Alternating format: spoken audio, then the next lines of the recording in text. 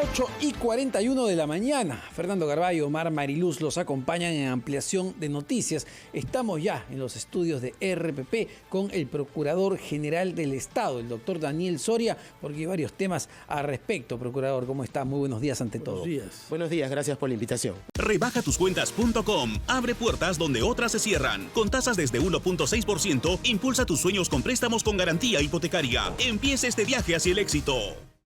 Procurador, el día de ayer se produjo el interrogatorio y testimonio de la presidenta Dina Boluarte ante la fiscal de la Nación, ante la Fiscalía, por los temas ocurridos o los hechos ocurridos durante la convulsión social de diciembre y enero, que dejó el saldo de 65 personas muertas lamentablemente en nuestro país, y entendemos que lo que se busca es la verdad y explicar cuál fue el rol no solo de la presidenta, sino de los actores políticos en medio de esas circunstancias. Y en ese interrogatorio participó, luego de mucha discusión legal, la Procuraduría General con sus abogados y también los abogados de las víctimas.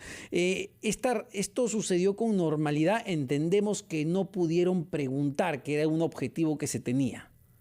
Sí, efectivamente. En primer lugar, debemos decir que no hay ningún debate jurídico sobre la participación de la Procuraduría en estas diligencias indagatorias. Bueno, debate hay, puesto que hay quienes consideran que no tenían derecho. Claro, el debate, digamos, desde el punto de vista abierto existe, Sí. pero desde la perspectiva de la Procuraduría General del Estado, en todo caso, el debate no existe. Las leyes son claras, eso ha sido ratificado por una decisión del juez de investigación preparatoria Checny, que a pesar de que la decisión fue apelada por la Fiscalía, la decisión está firme. O sea, en se puede espera ejecutar. de que la Corte Suprema diga su palabra. Sí, pero fue elevada sin efecto suspensivo. Y todo eso ha conllevado a que la Fiscalía acepte nuestra intervención en la diligencia. Pero entonces ustedes, procurador, como parte que, digamos, defiende al Estado en estos casos, ustedes sí podían no solo participar, según quedó ratificado por la decisión del juez Checkley, sino que también podían formularle preguntas a la presidenta, así como lo hizo el Ministerio Público. Sin embargo, su abogado, el doctor Joseph Campos, dice que esto era parte de un show y que no iban a caer en eso. Bueno, pero al final, en la propia diligencia, dirigida por la Fiscal de la Nación, se aceptó que la Procuraduría y los abogados de las víctimas puedan plantear preguntas. El abogado Campos objetó nuestra competencia para participar, pero nosotros replicamos con los argumentos que ya he mencionado, y al final la Fiscalía, quien dirige la diligencia, aceptó que planteáramos preguntas y se recondujo el pedido del abogado Campos a uno de ejercer el derecho a guardar silencio por cada pregunta. Entonces, ¿qué hubiera pasado en la práctica? La Procuraduría hacía la pregunta 1, la persona investigada decía, guardo silencio. Pregunta 2 de la Procuraduría, guardo silencio. Pero como ya no tenía sentido hacer eso, las preguntas al final no se formularon. ¿Por qué? Porque ya sabíamos de antemano que la respuesta a todas ellas iba a ser, me acojo al silencio. Entonces, ha habido un ejercicio del derecho a acogerse al silencio en esa parte de la diligencia. ¿Cuáles son las próximas etapas? Porque este es un proceso que va a durar, sin duda, y la Procuraduría seguirá tratando de formular preguntas. ¿Cuándo pueden legalmente, desde el punto de vista de la lógica de quienes piensan que no tenían derecho ayer, participar ustedes preguntando, en vista de que usted delegó, tengo entendido, a 2 abogados de la Procuraduría entrenados en preguntar y que no estaban dispuestos a tener una actitud, como se ha dicho ayer, amigable, para no decir suave o blanda? Bueno, en efecto, las preguntas que habíamos elaborado, en principio, en la diligencia hemos visto que eran distintas a las del Ministerio Público. En nuestro concepto eran preguntas que profundizaban sobre aspectos esenciales que tenían que ser conocidos. Se ha hecho analizando a profundidad los hechos, haciendo líneas de tiempo, etc. No se pudo preguntar, pero en teoría el proceso podría terminar en una acusación o eventualmente en un juicio oral en el Poder Judicial, Cuando y ahí la Dina Boluarte Procuraduría no sea seguirá presidente. interviniendo. Pero eso supone que ya no sea presidente, porque acusarla Sí. propiamente no se puede. No, si hablamos de los plazos- El artículo 117 de la Constitución. Exacto, tenemos el escollo del 117 y probablemente si el proceso continúa continuará después del 2026. Pero si usted nos dice que ustedes sí como Procuraduría, a través de sus abogados, habían llevado preguntas de detalle, con líneas de tiempo para determinar cómo se suscitaron los hechos y el rol justamente de la Presidenta y de los ministros en estos actos, ¿eso qué quiere decir, Procurador? Que la Fiscalía, cuando ha formulado las preguntas el día de ayer, no se ha basado o no se ha comportado con la misma rigurosidad que se esperaba para un caso de trascendencia como el que ha vivido el país? Bueno, nosotros solo damos cuenta de los hechos, de cómo planteamos nosotros nuestra estrategia. Obviamente no podemos revelar cuáles son las preguntas que íbamos a plantear y tampoco podemos decir cuáles son las preguntas que planteó la Fiscalía. ¿Ha sido complaciente la Fiscalía? La decisión de la Fiscalía se sabrá en unos meses, veremos cuál es, ¿no? Pero lo cierto es que desde el punto de vista del sistema de defensa jurídica del Estado, debió haberse realizado un interrogatorio con más preguntas para llegar al fin común que nos interesa a todos, que es el esclarecimiento de los hechos y la verdad. Y en cuestiones de forma, ¿a usted le parece usual que sea la Fiscalía, ni siquiera la defensa de la Presidenta Boluarte, sino la Fiscalía, la encargada de perseguir el delito y de acusar, la que apele justamente la participación de la Procuraduría y de los abogados de las víctimas en este interrogatorio? Sí, es una decisión que honestamente no comprendemos en su profundidad, porque al final se nos ha permitido participar, ¿no? Pero a pesar de ello hay una apelación en trámite, ¿no? Y han tomado la decisión correcta, creo yo, dejar participar a los abogados del Estado y a los abogados de las víctimas. Y han dejado participarlos hasta el final. Lo que pasa es que no hemos preguntado porque ya sabíamos de antemano que la respuesta de la persona investigada, en este caso la Presidenta de la República, iba a ser acogerse a su derecho al silencio, que es un derecho que tiene todo investigado y que tiene que respetarse. Nos ha dicho usted que dentro de unos meses tendrá que pronunciarse la Fiscalía. Quisiera que nos detalle el calendario, por favor, pero que lo haga después de una pausa a la que le ruego que nos acompañe. Vamos a escuchar a los anunciantes del RPP y retomamos nuestra conversación con el doctor Daniel Soria, Procurador General del Estado. Son las 8:53, estamos conversando con el doctor Daniel Soria, Procurador General del Estado, que designó a 2 miembros de la Procuraduría para que participen en el interrogatorio ayer a la Presidenta Dina Boluarte, pero que no pudieron preguntar porque el abogado de Dina Boluarte había hecho saber que su patrocinada se acogería ante esas preguntas, no ante las de la Fiscalía, pero sí ante las de la Procuraduría, a su derecho al silencio. Usted nos ha dicho que dentro de unos meses tendrá que haber una decisión de la Fiscalía. Y aprovecho para que nos explique cuál es el calendario. Porque dice unos meses, se habla de un plazo de 8 meses sí, en que debe correr, datado desde cuándo. A ver, la investigación se abre en enero.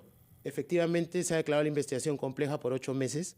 Estaríamos hablando más o menos al mes de septiembre de este año. La investigación preliminar concluye con un dictamen de la fiscal diciendo que hay elementos de la comisión del delito, o no los hay, y se archiva la investigación y ahí termina. Pero puede decir también que hay elementos para uno de los cargos y no para otro, También, porque hay 3. efecto. Genocidio, que todo el mundo cuestiona, homicidio calificado y lesiones graves. Sí, los 3, 2 o 1.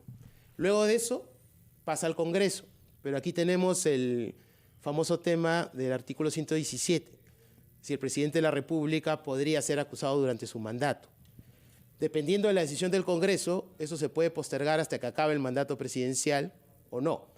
Supongamos que acabe el mandato presidencial, eso pasa a una investigación más en profundidad de la Fiscalía, la cual puede decidir al final acusar ante el Poder Judicial y luego viene la fase judicial. Ahora, Procurador, parece definitivamente que esto va a ser largo si nos atenemos a otros casos. Fernando lo recordaba como el de Bagua, donde hoy por hoy se siguen viendo todavía una serie de casos.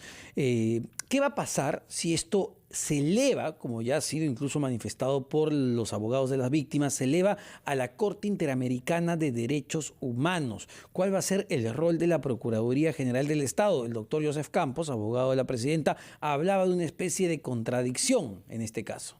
No, ese es otro error de la defensa. El Estado está protegido a nivel de abogados por una Procuraduría especializada que se llama la Procuraduría Supranacional, que tiene autonomía legal y que en virtud de esa autonomía la Procuraduría General del Estado no interviene en la estrategia de defensa. Nosotros, Procuraduría General del Estado, tenemos competencia en casos de altos funcionarios. Podemos continuar con este caso de altos funcionarios o cualquier otro, independientemente de que el caso salte al sistema interamericano. Ahí estará el Procurador Supranacional y nosotros estaremos en los casos de altos funcionarios. No hay ninguna contradicción porque entre ambas procuradurías no se puede establecer ninguna coordinación de estrategia. Cada una es autónoma en la estrategia que sigue. De acuerdo. De manera que queda claro el rol que han tenido ustedes y el que hubieran deseado tener, que no han podido tener porque no se les permitió en buena cuenta hacer preguntas que merecieran respuestas. Hablemos sobre otro tema que tiene que ver con una publicación en El Peruano, dando cuenta de que el gobierno ha promulgado una ley votada en el Congreso que en buena cuenta amputa a la Procuraduría que usted dirige la capacidad de nombrar a los procuradores de algunas instituciones, como el Congreso en primer lugar, pero también otros órganos constitucionales autónomos.